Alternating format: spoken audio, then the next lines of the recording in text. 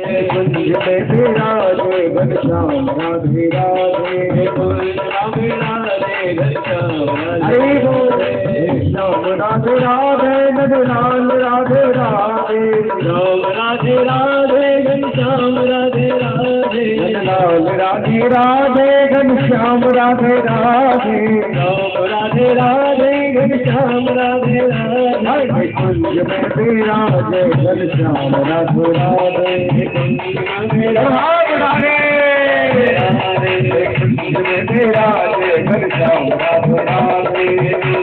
विराजे घनश्याम राधे राधे गणेशाय नमः श्री सरस्वत्यै नमः श्री कृष्णाय नमः परम कृपालवे श्री सद्गुरु भगवते नमो नमः गुरुर्ब्रह्मा गुरुर्विष्णु गुरुदेवो महेश्वर गुरुः साक्षात् ब्रह्म तस्मै श्री गुरवे नमः कृष्णाय वासुदेवाय देवकी नंदनाय च नंदगोपकुमाराय गोविन्दाय नमो नमः वसुदेवसुतं देवं कंसचाणूरमर्दनं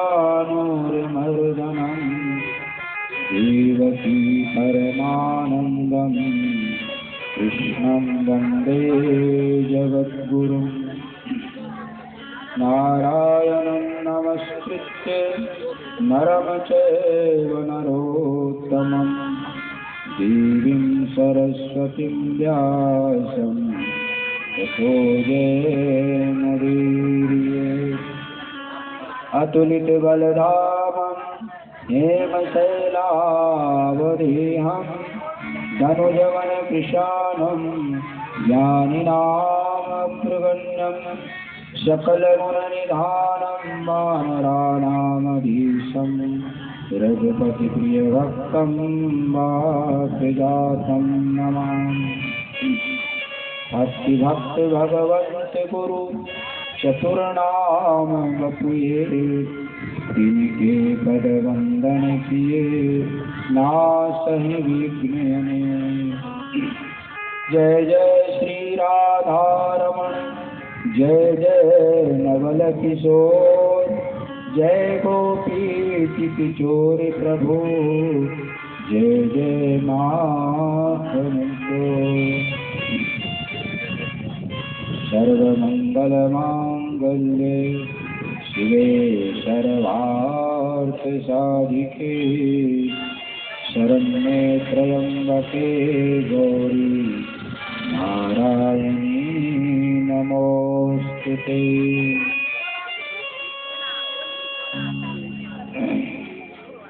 जो आवाज करने लगा उसको यह बंद कर दो, वो वैसे ही आवाज बंद हो रहा है, ज्यादा आवाज मत करो।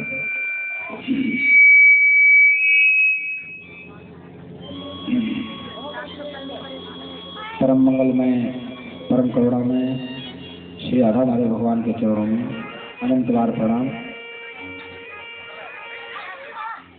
उनके ही वांग्मय स्वरूप श्रीमद् भागवत महापुराण को साष्टांग प्रणाम।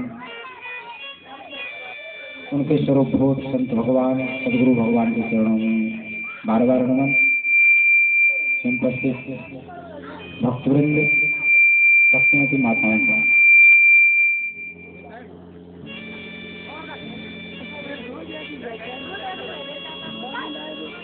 सब लोग भैया देखो शांति से बैठ जाओ और थोड़ा ध्यान से कथा भी ध्यान करो, इधर उधर के काम करने पर। आइए हम लोग चलते हैं गंगा किनारे, जहाँ पर सुख काल में श्री सुखदेव जी महाराज पधार चुके हैं।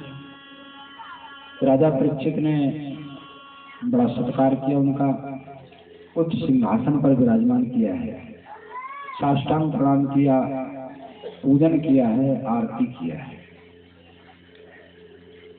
और ऋषि मुनियों का, बड़े बड़े ऋषि मुनि विश्वामित्र, वाल्मीकि, जावाली, अगस्त्य, वशिष्ठ, पराशर, अनेक बड़े बड़े पुराने पुराने वयोवृद्ध संत महात्मा सब वहाँ पर एकत्रित हैं कथा श्रवण करने। गृहस्थ भी हैं और विरक्त भी हैं। अनेक बड़े बड़े राजा महाराजा भी वहाँ पर एकत्रित हैं। गंगा के किनारे सुंदर उपवन में बालिका दिखती है गंगा जी की, और उसी श्रम वातावरण में सब एकाग्रचित होकर के केवल एक टक सुखदेव जी महाराज की ओर देखते कि सुखदेव जी महाराज अब क्या अपने मुखारविंद से बोले। इस तरह से कथा सुनी तब तो लाभ होता है। आप लोगों को ध्यान है कि कुलदीप भैया कब गावे तब आनंद आए, ऐसा नहीं। कथा में भी आनंद लो और भजन में भी आनंद लो, दोनों में आनंद लोगे तो पूरा आनंद आएगा।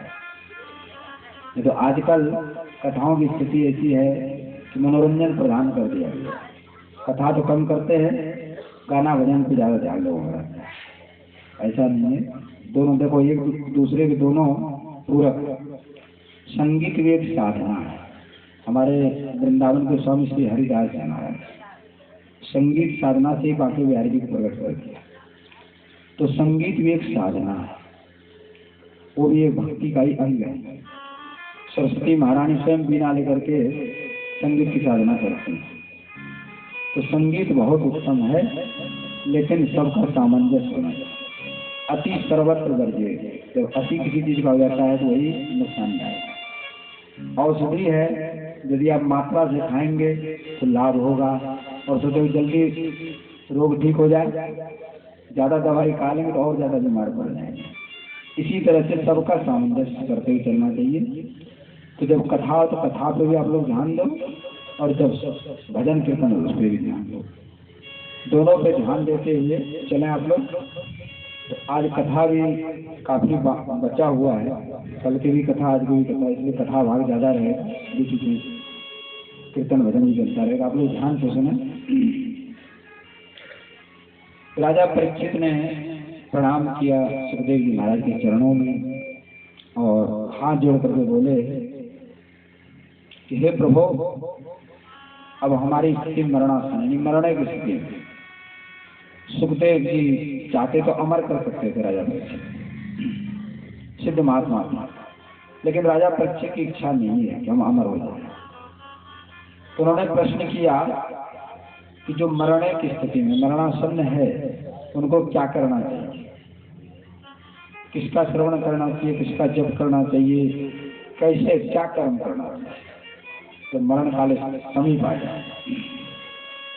सुखदेव जी महाराज बड़े प्रसन्न बोले, राजन तुमने जो प्रश्न किया है ये केवल तुम्हारा प्रश्न नहीं है, ये जीव मात्र का प्रश्न है। क्योंकि जितने भी जीव है सबकी आयु केवल 7 दिन ही, सोमवार, मंगलवार, बुधवार, गुरुवार, शुक्रवार, शनिवार, रविवार, 7 दिन में ही सबको मरना है। और काल रूपी तक्षक सबको डसने के लिए तैयार है। राजा परीक्षित को तो पता भी था कि 7वें दिन मृत्यु होनी है, लेकिन हम में से आप में से किसी को ये पता नहीं है कि किस दिन मृत्यु होगी। 7 दिन में से किस दिन मृत्यु होगी हम में से किसी को पता नहीं, लेकिन मृत्यु अवश्य भावी है। जिसने जन्म लिया है उसको तो भैया मरना ही पड़ेगा। बड़े बड़े तेजस्वी, बड़े बड़े विद्वान, बड़े बड़े धनवान, बड़े बड़े वीर इस संसार में आए, लेकिन सबको अंत में जाना। रावण जो है सरसैया पे पड़ा हुआ है, तो सबसे पहले लक्ष्मण जी को भेजा भगवान राम कि रावण बहुत बड़े पंडित विद्वान, सभी शास्त्रों की आता है, तुम उनसे जाके शिक्षा ग्रहण करो। तो लक्ष्मण जी जाकर के सिराने में खड़े हुए। तो रावण ने कहा, भाई तुम शिक्षा के लायक नहीं हो, अधिकारी नहीं है, तुम जाओ अपने बड़े भाई हुए। तो चल दिए महाराज। लक्ष्मण जी ने जाकर कहा महाराज वो कह रहे कि तुम शिक्षा का अधिकारी नहीं हो। तो स्वयं भगवान श्री राम गए और रावण के पैरों के निकट जाके हाथ जोड़ करके खड़े हो गए। रावण ने कहा, राम वास्तव में तुम्हें शिक्षा का अधिकार है, तो मैं तुमको शिक्षा देता हूँ। शिक्षा दिया महाराज, बोले अशुभ काम करने में देर करना चाहिए और शुभ काम करने में देर नहीं करना चाहिए। और हमने यही किया, अशुभ कामों को तो करता रहा लेकिन शुभ काम नहीं। वो चाहता तो स्वर्ग में सीढ़ी लगा दे, रावण का विचार करें स्वर्ग में सीढ़ी लगा दी, ऐसे लोग सीढ़ी पे चढ़ के स्वर्ग की यात्रा करें, लेकिन वो काम उन्होंने कभी किया नहीं। तो कहने का अर्थ है कि हम लोग भी ऐसे ही करते हैं, अशुभ कामों को तो रात दिन करते हैं, शुभ कर्मों में विलंब करते हैं। कथा भागवत में जाना, अरे चले जाएंगे, अभी तो 1 बज रहा है, 5 बजे तक कथा चलेगी, 4 बजे चलेगी, अब इतना देर से कौन बैठेगा जाके वहां पर। तो शुभ काम में आदमी विलंब करते हैं, और अशुभ काम हो, अभी बारात में जाना हो तो 12 बजे तैयार हो जाएंगे, पहुंच जाएंगे वहाँ बढ़िया आभूषण गाना 16 श्रृंगार करके 1 बजे के 12 बजे पहुंच जाएंगे वहाँ। कब डीजे आवे और बजे और हम अपना कार्यक्रम शुरू करें। लेकिन कथा में धीरे धीरे चलेंगे आराम आराम, और कहेंगे महाराज क्या करें, घर में इतना काम है, फुर्सत। तो कथा कीर्तन के लिए फुर्सत नहीं है, और नातेदार रिश्तेदार विवाह के लिए जाना तो 2 दिन के लिए छुट्टी मिल जाती है घर से, फिर सारा काम हो जाता है। तो कहने का तात्पर्य है कि शुभ काम में विलंब नहीं करना चाहिए और अशुभ काम में विलंब। तो यही बात सुखदेव जी महाराज कह रहे हैं, राजन ये मनुष्य जीवन अनमोल है, लेकिन मनुष्य इसको यूं ही खो देता है। दिन गमाई खाए के रात गमाई सो, हीरा जन्म अनमोल था कौड़ी बदले जा। दिन तो खाने कमाने में बिता देते हैं और रात्रि सोने में। इस तरह से सारा जीवन नष्ट हो जाता है। लोग कहते हैं हम 50 वर्ष के हो गए, अरे 50 वर्ष के नहीं हो गए, 50 वर्ष की आयु आपकी कम हो गई, दिन दिन घटता जा रहा है। हमारा समय दिन प्रतिदिन घट रहा है।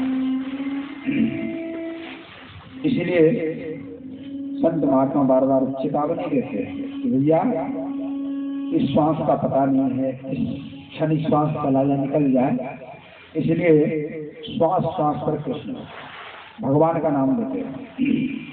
श्वास श्वास पर कृष्ण भज, वृथा श्वास जन खो, न जाने वहाँ श्वास की आवन हो या न हो। सांस का एक क्षण का पता नहीं है कि कब जो है सांस निकल जाए। तो जीवन का सदुपयोग कैसे हो, सुखदेव जी महाराज कह रहे हैं, राजन तुम भगवान का ध्यान करो। ध्यान कैसे किया जाए, तो विराट स्वरूप का ध्यान बताया। विराट स्वरूप क्या है, ये जो आकाश ब्रह्मलोक ही भगवान का मस्तक है, पाताल पैर हैं, और सारे जो ब्रह्मांड दिख रहे हैं वही भगवान का शरीर है। विराट स्वरूप का वर्णन किया है। उसके बाद ध्यान की विधि बताई, चक्रभुज स्वरूप का ध्यान, भगवान का शंख चक्र गदा का धारण किए हुए सुंदर विष्णु भगवान का सुंदर स्वरूप है, उसका ध्यान बताया।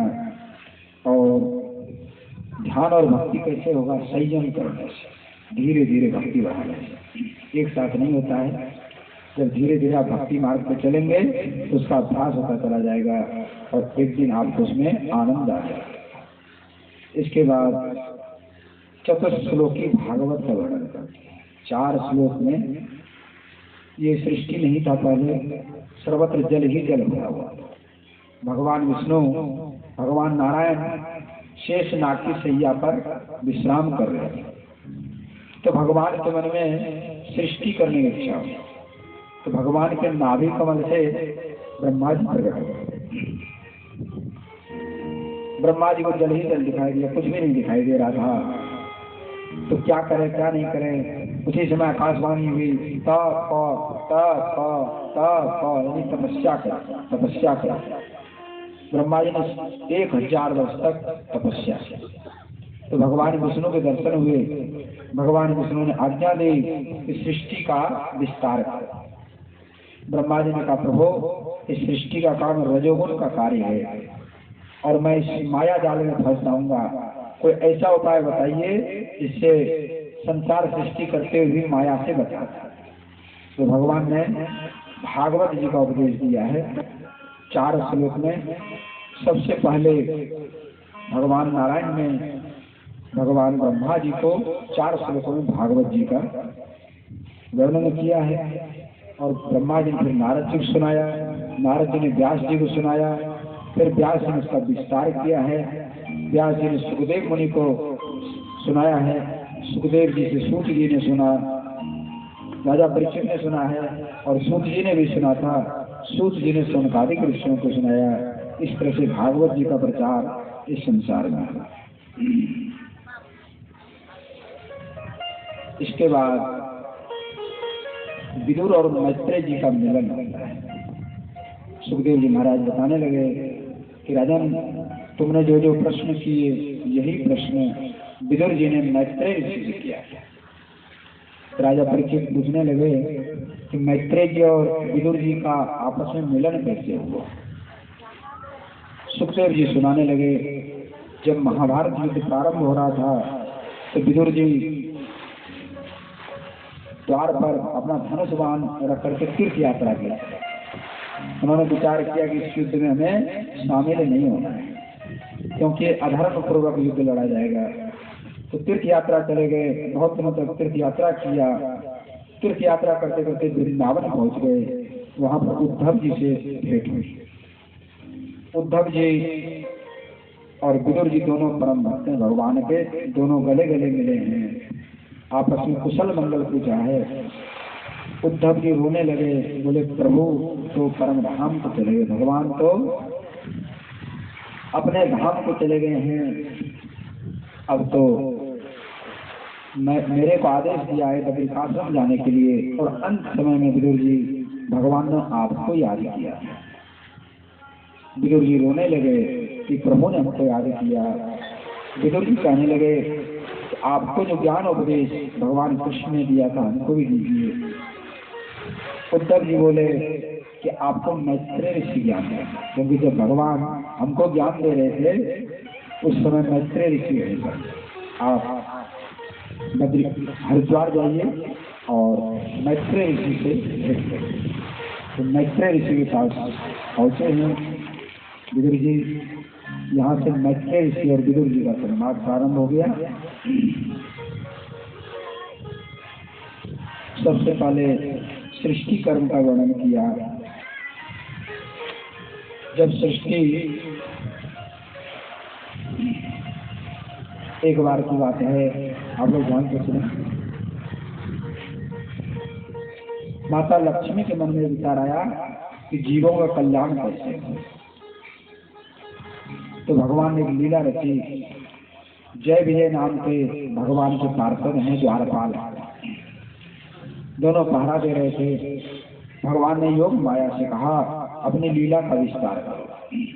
तो योग माया ने भगवान के चरणों के सुगंध लेकर के वहां से वायु उड़ी और जाकर के ब्रह्मलोक में, जहाँ पर सनकादिक मुनि भजन कर रहे, उनके नाकों में प्रवेश कर गए। तो भगवान के चरण का सुगंध से प्रभावित होकर के खिंचता हुआ वैकुंठ की ओर चल दिए, लेकिन वहां पर द्वारपालों ने रोक दिया। जिनको क्रोध उत्पन्न हो गया, अरे दुष्ट, तुम भगवान के द्वार पर रहते हो लेकिन तुम्हारी राक्षसों जैसी वृत्ति है, संत ब्राह्मणों को भगवान के दर्शन से रोकते हो, जाओ 3 जन्म तक राक्षस बनो। श्राप दे दिया। तो महाराज पैरों पड़ गए, तब तक भगवान भी निकल के आ गए। लक्ष्मी नारायण भगवान, बोलो श्री लक्ष्मी नारायण भगवान की जय। लक्ष्मी नारायण भगवान ने कहा कि हमारी लीला है, हे मुनि, न आपका दोष है न इनका दोष है। ये 3 जन्म जो है जन्म ग्रहण करेंगे। तो सनकादिक मुनियों ने कहा कि इनके उद्धार में सबसे पहले हम भी अवतार लेंगे। तो वही प्रहलाद जी के रूप में अवतार लेंगे। दूसरे जन्म में लक्ष्मी ने कहा हम उद्धार करेंगे। पहले जन्म में हिरण्यकशिपु और हिरण्याक्ष ये बने हैं, दूसरे जन्म में रावण और कुंभकर्ण, तीसरे जन्म में शिशुपाल और दंतवक्र। तो लक्ष्मी जी ने कहा कि दूसरे जन्म में उद्धार का कारण मैं बनूंगी। सीता जी रूप में आई है, रावण हरण करके ले गया है और भगवान ने उनका उद्धार किया। तीसरे जन्म के लिए भगवान ने कहा मैं स्वयं उद्धार करूंगा। तो शिशुपाल दंतवक्र का भगवान ने उद्धार किया। अब एक समय की बात है, कश्यप ऋषि की 2 पत्नी हैं, दिति और अदिति। अदिति से देवताओं का जन्म है और दिति से दैत्यों का जन्म। संध्या काल दिति ने कश्यप ऋषि से संतान उत्पन्न करने की प्रार्थना की। कश्यप ऋषि ने मना किया, जो संध्या काल होता है इसमें मैथुन कर्म करना उचित नहीं होता है, इससे दुष्ट संतान को उत्पत्ति होगी और अध्ययन नहीं करना चाहिए, भोजन नहीं करना चाहिए। भोजन करने संध्या काल में भोजन करने से रोग, शरीर में रोग होता है, अध्ययन करने से विद्या निष्फल जाता है। इसमें शंकर भगवान अपने गणों के साथ भ्रमण करते हैं, घूमते हैं संध्या काल में। तो संध्या काल में भगवान का भजन करना चाहिए, आरती करना चाहिए। लेकिन दिति ने नहीं माना। तो महाराज कश्यप ऋषि ने गर्भाधान किया, उससे 2 भयंकर दैत्य, हिरण्याक्ष और हिरण्यकशिपु। अब तो पृथ्वी की रचना किया, तो पृथ्वी को डुबा दिया हिरण्याक्ष ने जल के अंदर। चलिए देखें कैसे ब्रह्मा सृष्टि करता है। तो ब्रह्मा जी बड़ी चिंता हुई। ब्रह्मा जी ने छिपा के सूकर का अवतार लिया, छोटा सा था, बहुत विशाल रूप धारण कर लिया। बोलो बड़ा भगवान की सूकर अवतार पर अवतार भगवान ने धारण किया। भागवत जी में भगवान के 24 अवतार का वर्णन है, तो क्रमशः आप लोग सुनते रहेंगे 24 अवतारों का वर्णन। इस तरह से भगवान ने बराह रूप धारण किया, सूकर का रूप धारण करके उस हिरण्याक्ष का उद्धार किया। इसके बाद ब्रह्मा जी सृष्टि करने लगे। पहले मन से सृष्टि किया, मन से ऋषियों को उत्पन्न किया। वशिष्ठ, अंगिरा, पुलस, ये सब 9 ऋषि मन से प्रकट हुए, मानसिक सृष्टि। लेकिन मानसिक सृष्टि बढ़ा नहीं, तो ब्रह्मा जी की चिंता हुई। तो स्वयं ब्रह्मा जी 2 रूप बन गए, मनु और शत्रुपा। ब्रह्मा जी ही स्त्री पुरुष का रूप धारण कर लिया, 2 रूप बन गए, मनु और शत्रुपा। यहीं से मनुष्य सृष्टि उत्पन्न हुआ है। तो मनु और शत्रुपा ने सृष्टि आरंभ किया। मनु शत्रुपा के 2 पुत्र हैं, प्रियव्रत और उत्तानपाद। 3 कन्या हैं, आकुति, देवहूति और प्रसूति। आकुति का विवाह रुचि प्रजापति से हुआ, देवहूति का कर्दम प्रजापति से और प्रसूति का दक्ष से विवाह हुआ है। कर्दम ऋषि ब्रह्मा जी की छाया से प्रकट हुए। ब्रह्मा जी ने आदेश दिया कि तुम सृष्टि का विस्तार करो। कर्दम ऋषि ने 10,000 वर्ष तक तपस्या की। 10,000 वर्ष तपस्या करने के बाद भगवान नारायण ने दर्शन दिया, वरदान मांगा।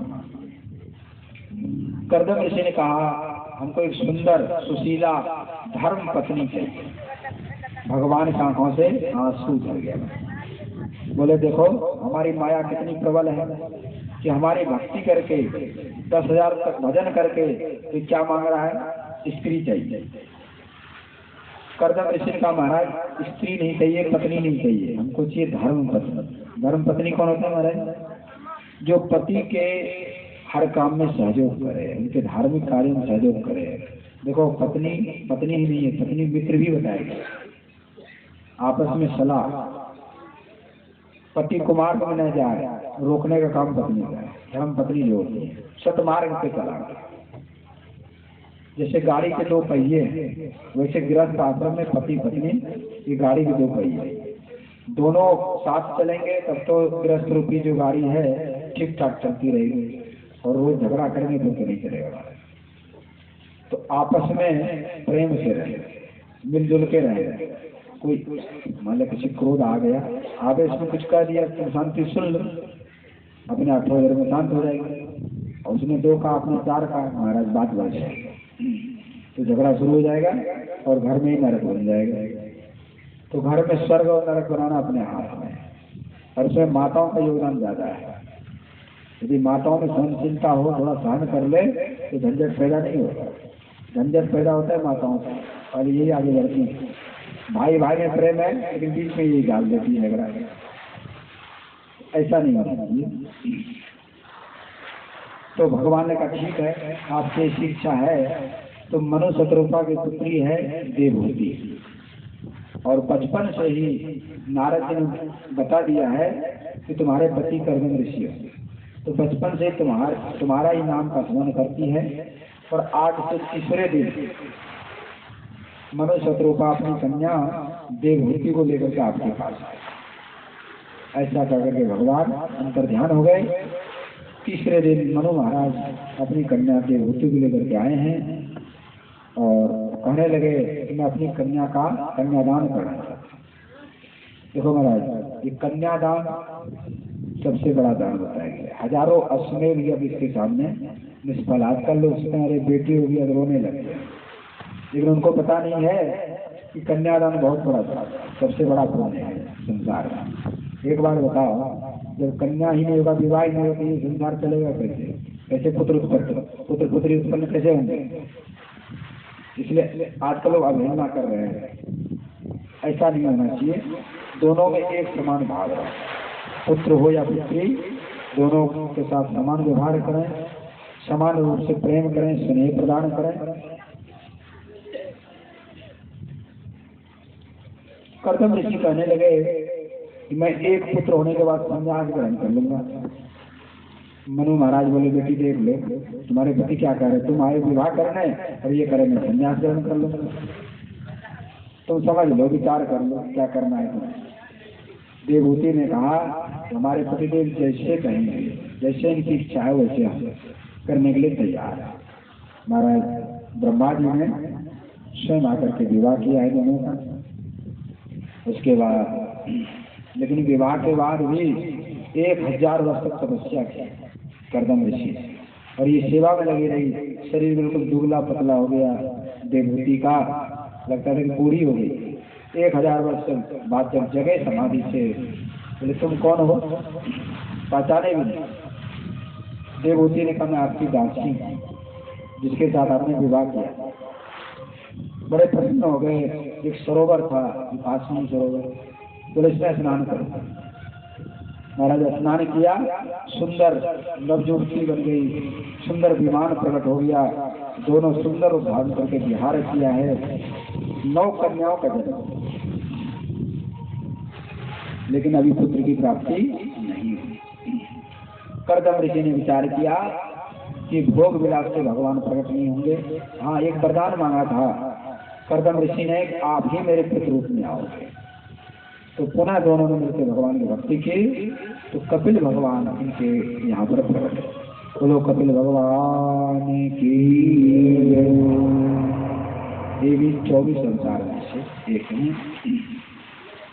कपिल भगवान का अवतार हुआ और कर्दम ऋषि ने हाथ जोड़ करके प्रार्थना की, स्तुति की, अब हमें वन में जाने की आज्ञा दें, क्योंकि मैंने शर्त ये रखा था एक पुत्र होने के बाद वन में चला जाए। कर्दम ऋषि वन में चले गए। माता देवहूति अब बड़े हो गए कपिल भगवान। माता देवहूति ने प्रार्थना किया, हे प्रभु आप आसन दिया, दिखाया उनको, आज आप हमारे पुत्र नहीं, आज हमारे गुरु के, हमको ज्ञान दीजिए जिससे हमें संसार सागर से पार हो जाए, हमारी बंधन से मुक्ति हो। कपिल देव भगवान ने माता देवहूति को 8 अध्याय में ज्ञान का उपदेश दिया। भागवत जी में विस्तार से वर्णन है, आप लोग वहां पर देख सकते हैं। और अंत में ये ज्ञान दिया कि भक्ति से ही जीव का कल्याण होता है। हे माता देवहूति, आप भगवान की भक्ति करो, भगवान का ध्यान करो, इससे आपका उद्धार हो जाएगा। और महाराज वहां से प्रस्थान करने लगे। माता जी मैं तो अब गंगा सागर वहां पर जाकर के भगवान का भजन करूंगा। पुत्र का वियोग, गुरु का वियोग माता देवहूति को सहन नहीं हुआ। माता देवती ध्यान लगा के बैठ गई और जल के रूप में परिवर्तित हो गई, नदी का रूप धारण कर लिया। और भगवान जो है कपिल मुनि जो है कपिल गंगा सागर जाकर के भजन करने लगे। आज भी कपिल भगवान गंगा सागर में विराजते हैं। सांसों का क्या भरोसा, सांसों का क्या भरोसा, रुक जाए चलते चलते, रुक जाए चलते चलते,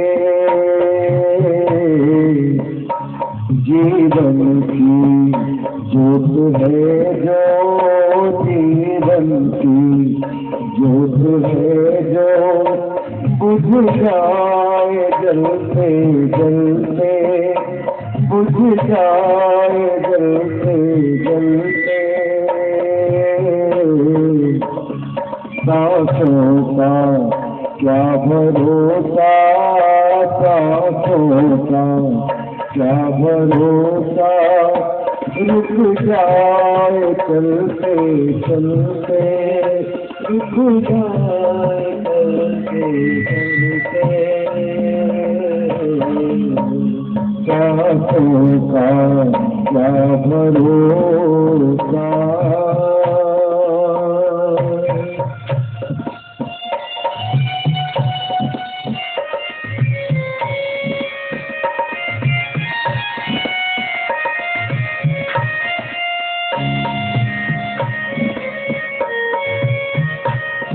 जीवन है 4 दिन का, जीवन है 4 दिन का, 2 दिन की है जवानी, 2 दिन की है जवानी। जीवन है 4 दिन का, 2 दिन की है जवानी, 2 दिन की है जवानी। जब आएगा बुढ़ापा, जब आएगा, थक जाए चलते चलते, थक जाए चलते चलते, सांसों का क्या भरोसा, सांसों का क्या भरोसा, रुक जाए चलते चलते, रुक जाए चलते चलते।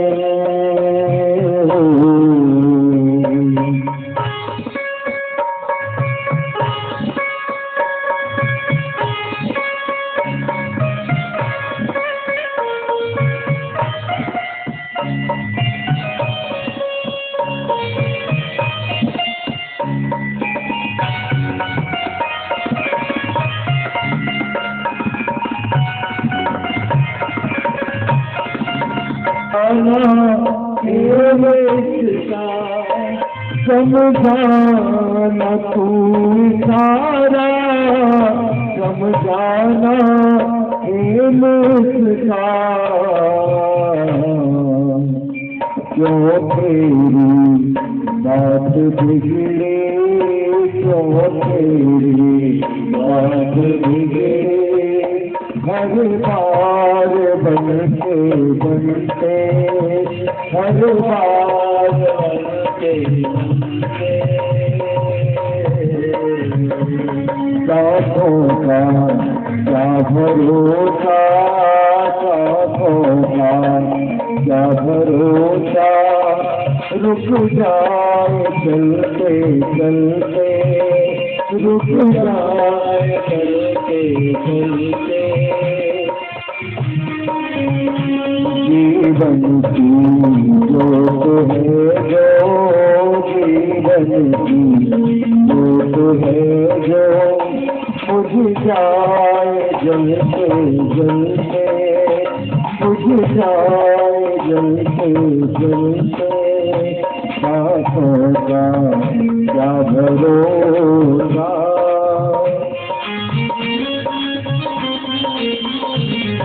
और आइए हमारे साथ, क्योंकि जीवन की जो जोत है पता नहीं कब बुझ जाए। कोई है ऐसा जो अपने जीने में हाथ रख के ये कह दे कि मैं उस दिन मरने वाला हूँ? है कोई ऐसा संसार में? केवल परिचित था वो, उसी को पता था कि मेरी मौत 7 दिन में होगी। आइए, जब हमें पता ही नहीं है, कल का पता नहीं है, तो आइए जो समय हमारे पास है उसमें केवल भगवान का भजन करें। तो यही परीक्षित सुखदेव से पूछ रहे हैं कि जिसकी मौत नजदीक हो उसे क्या करना चाहिए? ज्यादा से ज्यादा भगवान का भजन करना चाहिए। पता नहीं कौन सी सांस हमारी आखिरी सांस हो, इसलिए तेरे साथ रजनी जाए, तेरे साथ रजनी जाए, कर्मों की ये कमाई, कर्मों की ये कमाई, तेरे रजनी जाए, कर्मों की ये कमाई। क्यों तेरी गए जब भी बादशाह भी, गए जब से बादशाह भी, यूं ही हाथ मलते मलते, यूं ही हाथ मलते मलते, सांसों का क्या भरोसा, सांसों का क्या भरोसा, रुक जाए चलते चलते, रुक जाए चलते चलते, जीवन की जोत है जो, जीवन की जोत है जो, बुझ जाए जलते जलते, बुझ जाए जलते जलते, सांसों का क्या भरोसा, सांसों का क्या भरोसा, सांसों का क्या भरोसा। हरि बोल।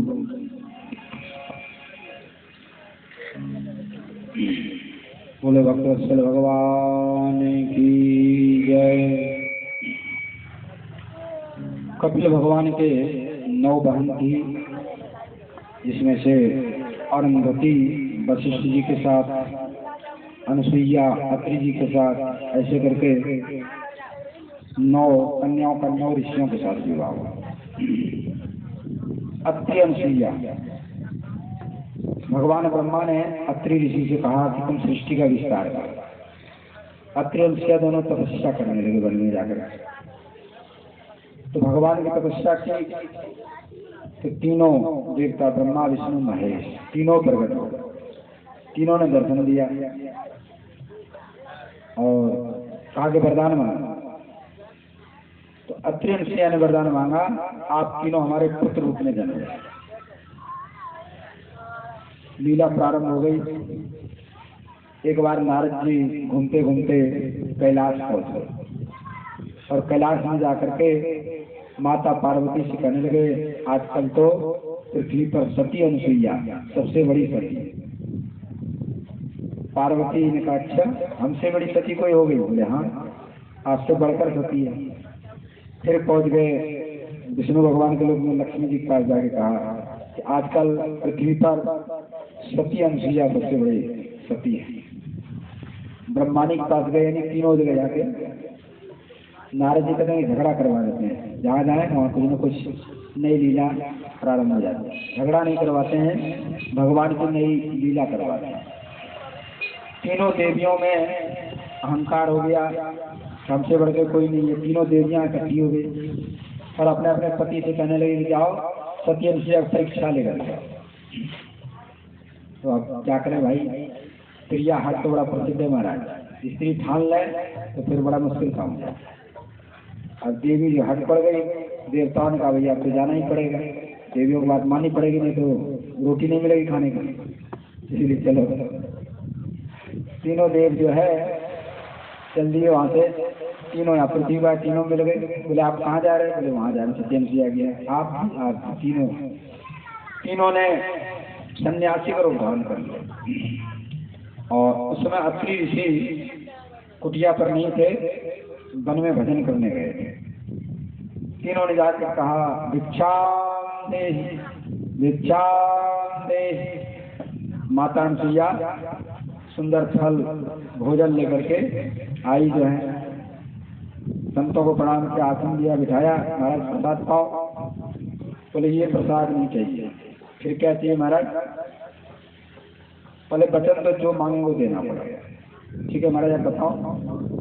बोले नग्न होकर के अपना दूध पिलाओ, ये भिक्षा चाहिए। सत्यन सिंह ने कहा महाराज आप लोग सन्यासी होकर के कैसी बात कर रहे हो? तो ये लोग तीनों गुस्से में आ गए, क्रोधित हो गए, तुम भिक्षा नहीं देना चाहते, हम लोग जा रहे हैं। सत्यन सिंह ने ध्यान लगा के देखा, अरे तो तीनों ब्रह्मा विष्णु महेश तीनों देव हैं। बोले ठीक है महाराज आपकी इच्छा पूर्ण होगी। कमंडल में से जल उठाया, मंत्र पढ़ के छिड़क दिया, तीनों छोटे छोटे बच्चा बने। और बच्चे को दूध पिलाने में क्या परेशानी? दूध पिलाया और झूलना पालने में झूला दिया। अत्रि ऋषि आए तपस्या करके, बोले ये तीन बालक किसके हैं? बोले आपके ही बालक, हमारे बालक? बोले हाँ, आपने भगवान से वरदान मांगा था ना, वही तीनों देव यहाँ पर बालक रूप में आए।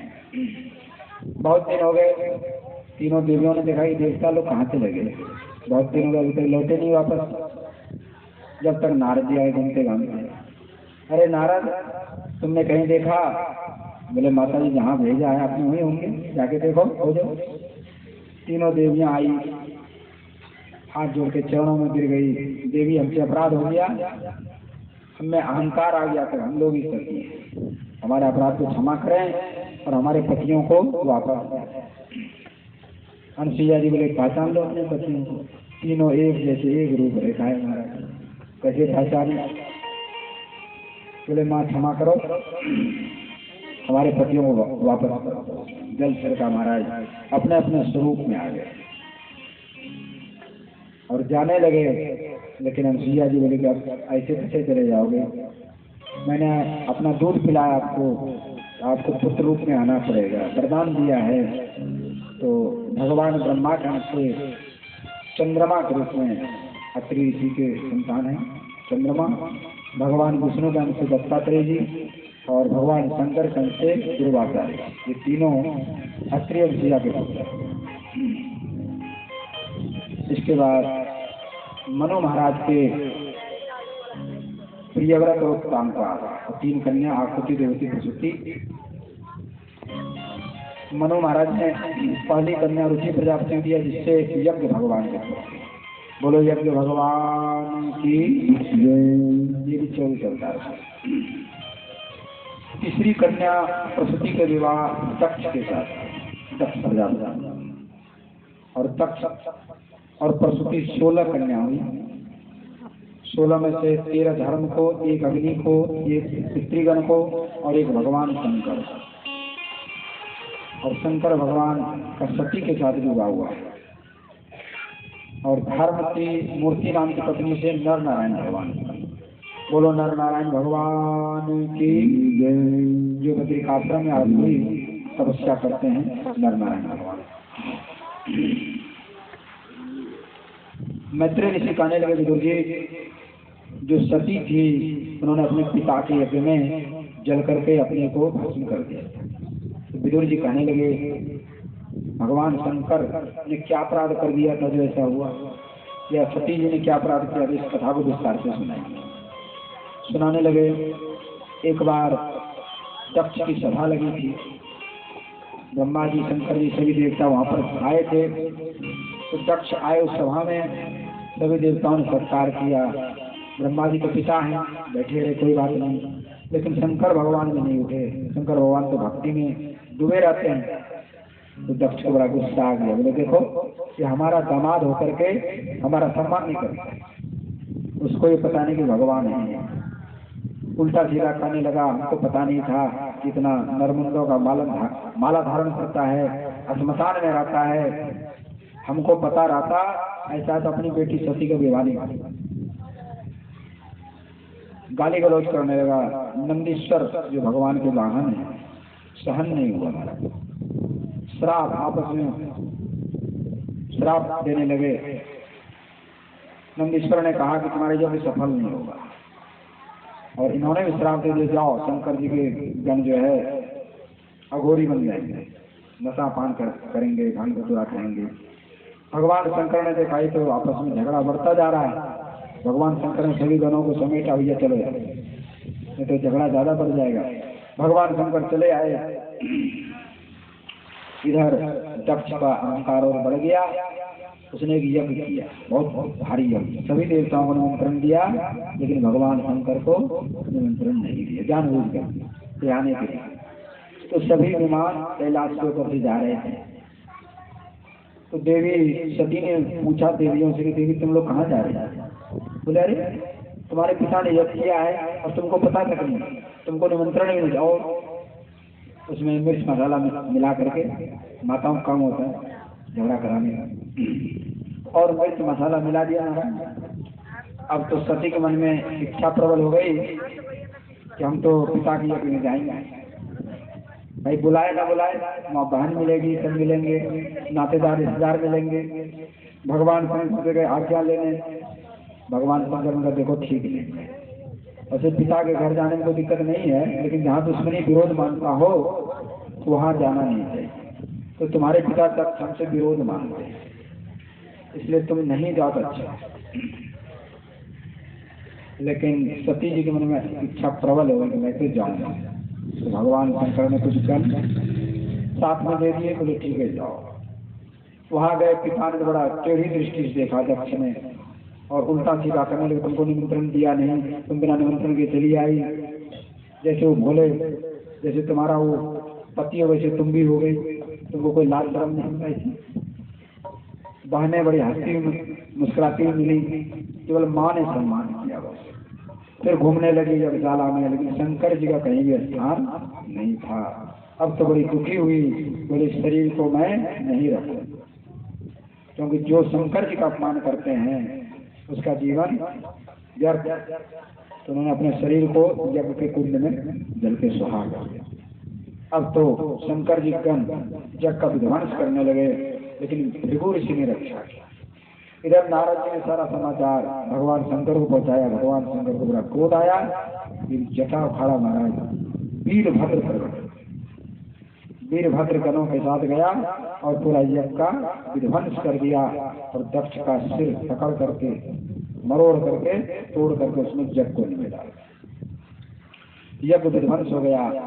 सब देवता लोग भगवान शंकर के पास पहुंचे, स्तुति की, हे प्रभु ये यज्ञ असफल हो गया, आप कृपा करें कि यज्ञ सफल हो जाए। तो भगवान शंकर पहुंचे, बड़े दयालु हैं भगवान शंकर भोलेनाथ। आशुतोष नाम है इनका, तुरंत प्रसन्न हो जाते हैं। जब देवताओं ने प्रार्थना की तो भगवान शंकर वहां पहुंच गए, और दक्ष को एक बकरा का मस्तक उसको काट के जोड़ दिया। क्यों जोड़ा बकरा का मस्तक? ये अहंकारी था, हमेशा मैं ही सब कुछ। जो अहंकारी थी उसी का नाम है दक्ष, जो किसी को नहीं माने, भगवान को नहीं माने, किसी को नहीं माने, केवल मैं ही सब कुछ, मैं सब कुछ कर सकता हूँ, मेरे सिवा कोई कुछ नहीं। ऐसा जिसको अहंकार है उसी का नाम है दक्ष। तो भगवान ने बकरा का मस्तक उसके सिर पे जोड़ दिया। दक्ष की बुद्धि बदल गई, भगवान के चरणों में प्रणाम किया, महाराज हमारे अपराध को क्षमा करें। फिर महाराज यज्ञ संपन्न हुआ। इधर सती जी ने वरदान मांगा था, जन्म जन्म शिव पद अनुरागा, हिमाचल के घर जन्म लिया पार्वती के रूप में, तपस्या किया और भगवान शंकर को प्राप्त। विस्तार से कथा श्री रामचरितमानस में यहाँ संक्षेप में बताया गया।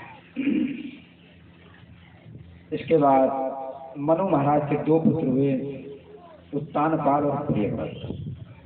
महाराज उत्तानपाद की रानी का नाम है महारानी सुनीति।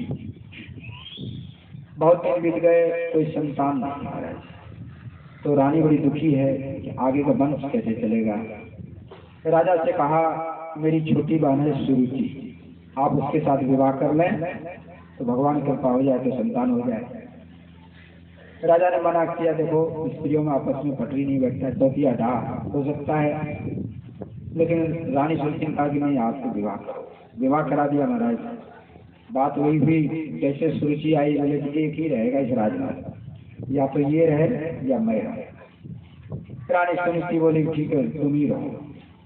तो महल से बाहर एक छोटा सा भवन बना दिया, उसी में बेचारी सुनीति रहने लगी, अपना भगवान का भजन करने लगी।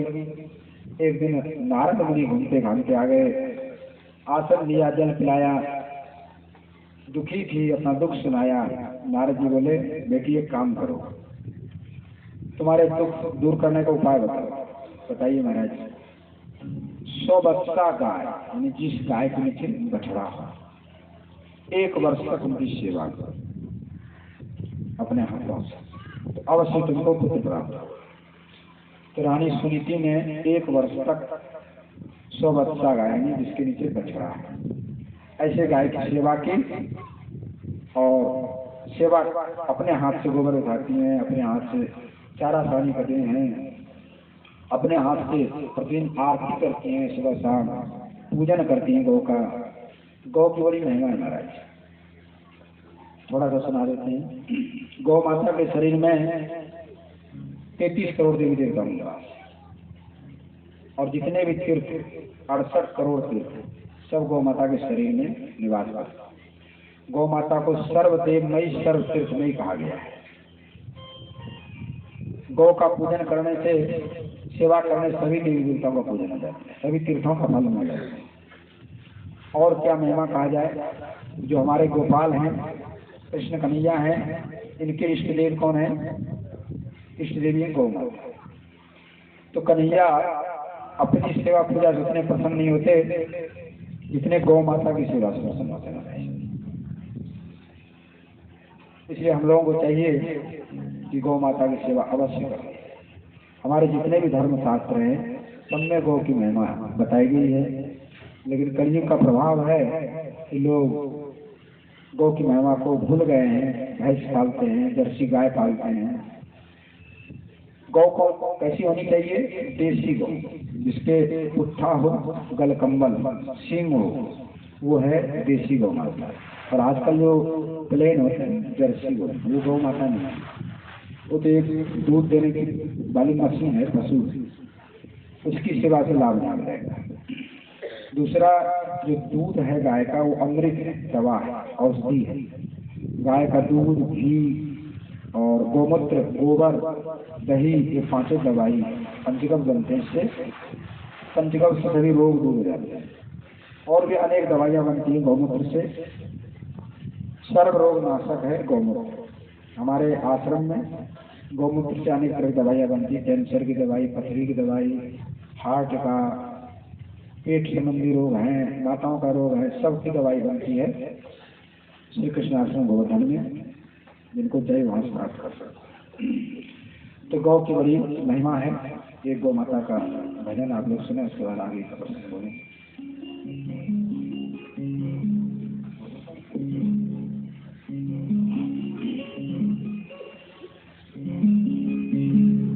हो गैया मैया तुम्हारी जय जय जय, गैया मैया तुम्हारी जय जय जय।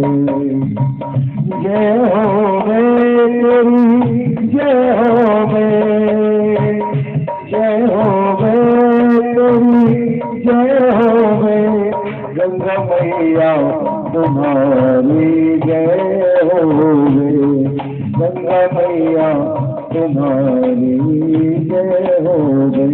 तो गौ मैया, देखिए गंगा मैया और गौ मैया ये भी माता है, और यमुना मैया है ना।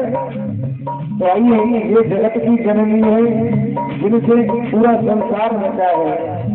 सभी माताओं को नमन करते हुए जय हो वे तुम्हारी, जय हो वे, जय हो वे तुम्हारी, जय हो वे गौ माता तुम्हारी जय जय जय, गौ माता तुम्हारी जय जय जय, जय जय जय बोलो, जय जय जय, जय जय जय बोलो, जय जय जय, गौ माता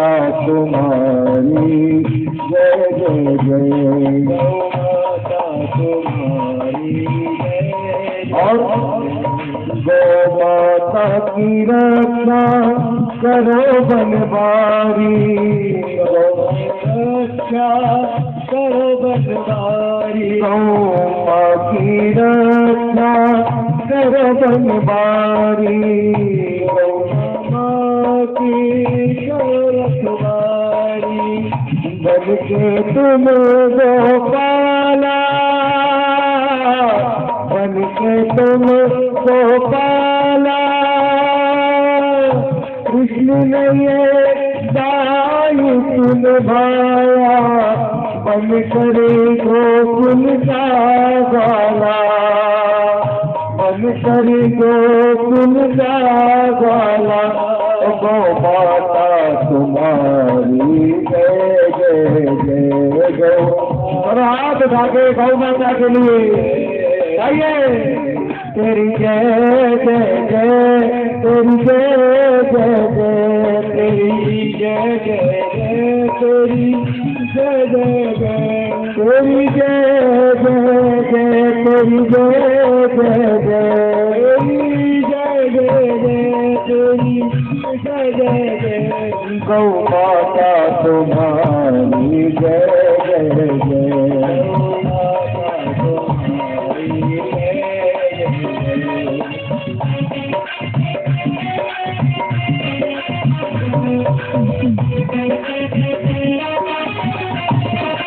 हाथ उठा दे।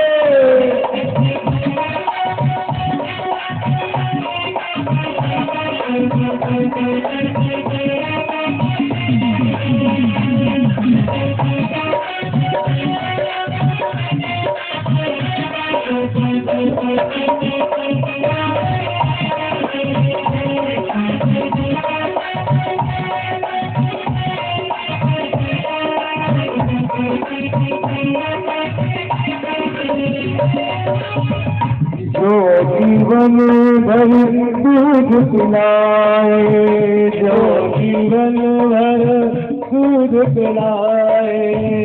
जो जीवन भर दूध पिलाए, जो जीवन भर दूध पिलाए। ऐसी मात न होगी, ऐसी मात न होगी। मत पालो ये भ्रम की तुमने, पालनहारी को पाला, पालनहारी को पाला। देवी देव जितने प्रभुवन में, सबको के तन में, मेरी गौ माँ के तन में है, मेरी गौ माँ के तन में। राजकरा भैया भैया तुम्हारी जय जय जय। भैया तुम्हारी जय जय। भैया भैया तुम्हारी जय जय जय। भैया तुम्हारी जय जय जय। अभी कंजूसी कर रहे हैं, कुछ लोग नीचे कर रखे मैया में हाथ। अरे भैया भी तो मैया तुम्हारी तरह उठा दो हाथ। ओ भैया भैया तुम्हारी जय जय जय। भैया तुम्हारी जय जय। भैया भैया तुम्हारी जय जय जय। भैया तुम्हारी जय जय जय। भैया भैया तुम्हारी जय जय जय। भैया तुम्हारी जय जय जय। भैया भैया तुम्हारी जय जय जय। भैया तुम्हारी जय जय जय। भैया भैया तुम्हारी जय जय जय। भैया तुम्हारी जय जय जय। भैया भैया तुम्हारी जय जय जय। भैया तुम्हारी जय जय जय। भैया भैया तुम्हारी जय जय जय। गौ माता की। देखो ये क्या है वो पंद्रह बताओ। बोलो गौ माता की जय। तो रानी सुनीति ने गौ माता की सेवा की 1 वर्ष तक। 100 वर्षा को जिस गाय खाने से बछड़ा दूध दे रही हूँ, तो गौ माता प्रसन्न हो गई, वरदान दिया तुमको पुत्र की प्राप्ति। एक समय की बात है, राजा उत्तान पाद वन में भ्रमण करने के लिए गए थे। लौट के आए, सायंकाल हो गया। विचार किया आज रानी सुनीति के ही यहाँ पर निवास है। उसी रात्रि में रानी सुनीति के घर में ध्रुव जी महाराज आए। बोलो ध्रुव जी महाराज की। 9 मास के बाद ध्रुव जी का जन्म हो गया। लेकिन रानी सुनीति की बड़ी प्रसन्नता हुई, लेकिन सुरुचि जल गई। विवाह तो हमारा हुआ और पुत्र इसको हो गया। अब मारने के लिए अनेक उपाय किया। एक दासी ने कहा, लोटा में दूध दिया, उसने जहर मिला दिया और बोले जाके खाना की छोटी माँ ने दूध दिया है। लेकिन भगवान जिसके रक्षक है, तो महाराज एक पत्थर पड़ा था रास्ते में, बेचारी टकरा गई दासी, सारा दूध पी गया। एक सर्प घर था, वहाँ सांप बिच्छू नाग नागिन रहते थे। उसमें उस बच्चे को भीतर किसी तरह बहका करके अंदर ले गए, वहाँ छोड़ दिया। ध्रुव जी वहाँ पर भगवान का ध्यान लगा के बैठ गए। महाराज सब जो नाग थे सब फूलों की माला में, इस तरह से अनेक तरह से मारने का प्रयास किया, लेकिन उनका कुछ भी नहीं मिला। हार करके रानी सुनीति के पास गए। सुनीति बोले तुमको पुत्र कैसे प्राप्त हो गया? तो रानी सुनीति बड़ी सरल थी, उसने बता दिया गौ माता की सेवा से हुआ है।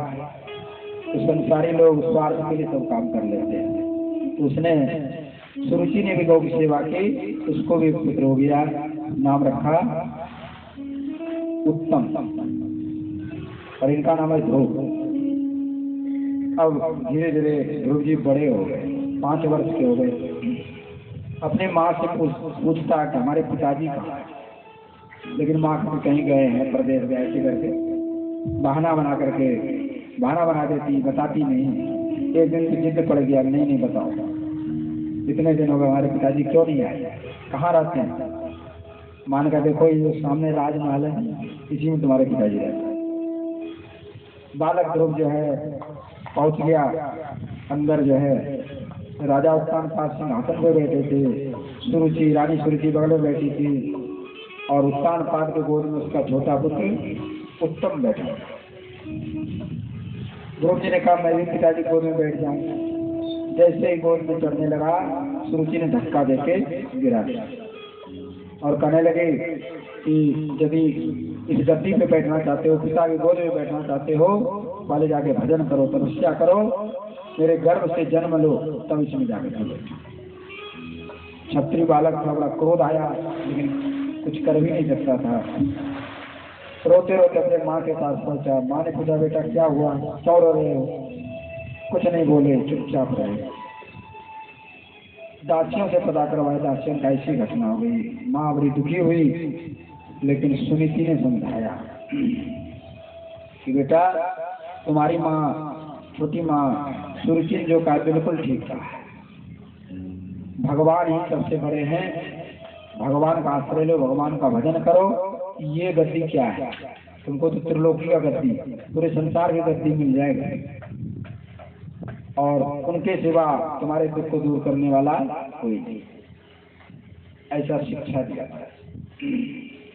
देखो, बालकों की प्रथम गुरु माँ है। जैसे बच्चों में संस्कार माँ डालती है, वैसे बच्चा बन जाता है। तो माताओं को चाहिए कि बच्चों को भक्त बनाओ, लेकिन आजकल भक्त नहीं बनाते हैं। कहीं सत्संग बताओ तो बच्चों को नहीं जान रहे, कहीं बाबा जी नहीं बन जाए, डरते हैं लोग। लेकिन उनको ये पता नहीं है, घर में एक कोई भी भक्त बन जाए 71 पीढ़ी का उद्धार हो जाता है। और वास्तव में पुत्रवती वही है जिनका पुत्र भगवान का भक्त है। पुत्रवती जुवती जब सोई, रघुपति भगत जास सुत होई। पुत्रवती युवती कौन है? जिनका पुत्र भगवान का।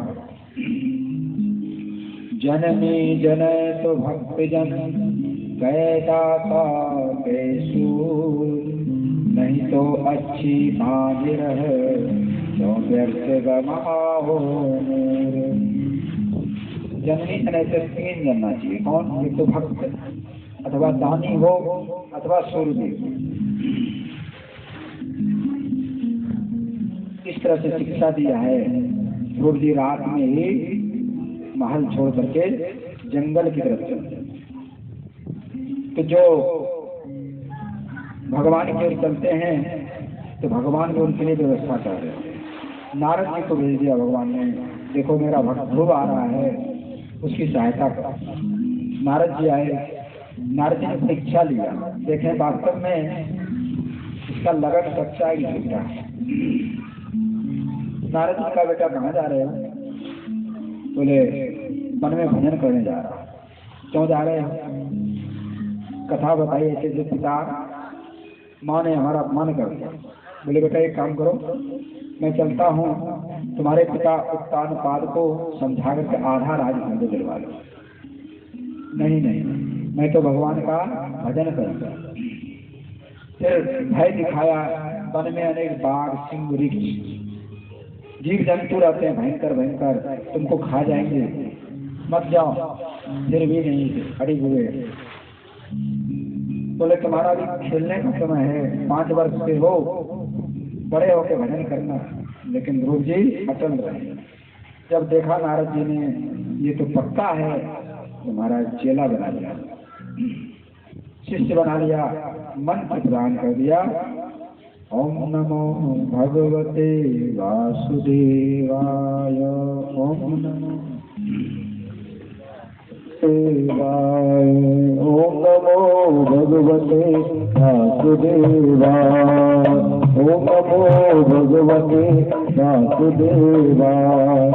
वासुदेवाय मेरो वासुदेवाय, वासुदेवाय मेरो वासुदेवाय, ओम नमो भगवते वासुदेवाय, ओम नमो भगवते वासुदेवाय, ओम नमो भगवते वासुदेवाय, ओम नमो भगवते वासुदेवाय।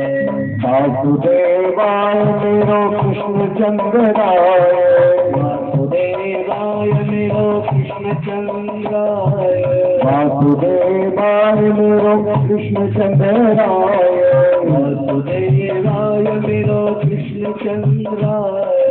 ओम नमो भगवते वासुदेवाय, ओम नमो भगवते वासुदेवाय, ओम नमो भगवते वासुदेवाय, ओम नमो भगवते वासुदेवाय।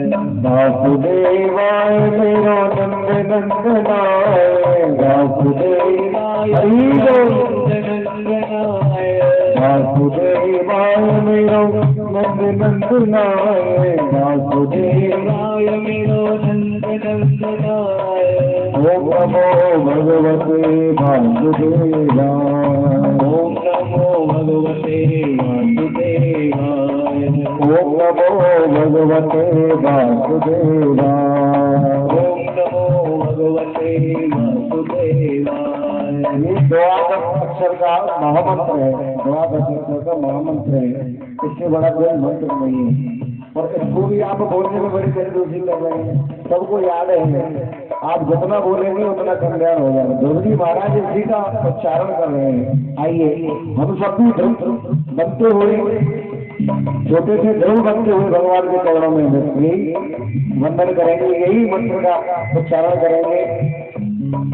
ओम नमो भगवते वासुदेवाय, ओम नमो भगवते वासुदेवाय, वासुदेवाय मेरो नंद नंदनाय, वासुदेवाय मेरो नंद नंदनाय, वासुदेवाय मेरो नंद नंदनाय, वासुदेवाय मेरो नंद नंदनाय। ओम नमो भगवते वासुदेवाय, ओम नमो भगवते वासुदेवाय।